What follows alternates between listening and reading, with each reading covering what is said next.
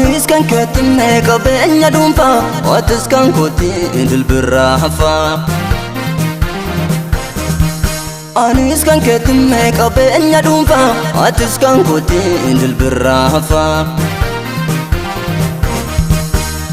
Maal gochunne orma harka laalaa warqimmeetti sana hundaa si caalaa Maal gochunne orma harka laalaa warqimmeetti sana hundaa si caalaa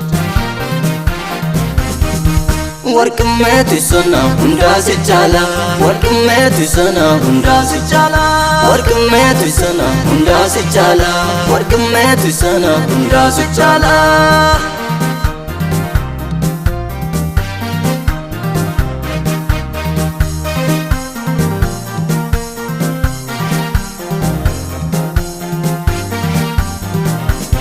Naan jettame ansiif abbaa kee nan duucham iddoo qaawwaa kee Gadda kees narratti gati yaada kee injoorii natti Naan jettame ansiif abbaa kee nan duucham iddoo qaawwaa kee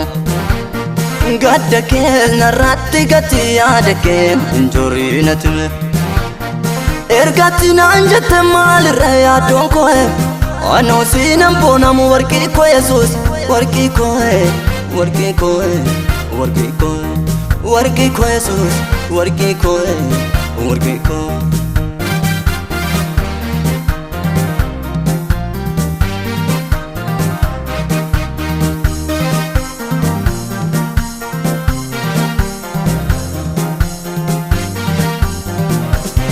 Qaawwaa koo mul'istum diinatti Amantees na laattum ormatti Qaawwaa koo mul'istum diinatti Amantees na laattum ormatti Na jiraachistam jireenya raafa Ansi naan boona diin maaf naafa Na jiraachistam jireenya raafa Ansi naan boona diin maaf naafa Naaf taatem abbaa maanama Kellaan koo sinnaaf eegama maaf raafama Naaf taatem abbaa maanama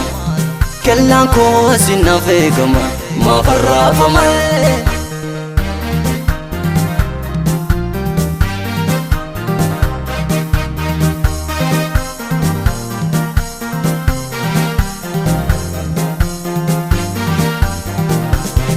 Yaanni kee kan namarraa nadda Garaan kees wallaalaadhaaf gadda Yaanni kees kan namarraa nadda Garaan kees wallaalaadhaaf gadda Nan argeem gaafa dhaabatte anaaf falmatu Qaawwaan koo si innaaf fuute sicha mul'atu Nan argeem gaafa dhaabatte anaaf falmatu Duwwaan koo si innaaf fuute sicha mul'atu Anis kan keetinne qabeenya dhuunfaa Otis kan kootii dilbirraa hafaa Anis kan keetinne qabeenya dhuunfaa Otis kan kootii dilbirraa hafaa Maal gochunne orma harka laalaa warqimmeetti sana hundaa si caalaa Maal gochunne orma harka laalaa warqimmeetti sana hundaa si caalaa Warqimmeetti sana hundaa si caalaa Warqimmeetti sana hundaa si caalaa Warqimmeetti sana hundaa si caalaa Warqimmeetti sana hundaa si caalaa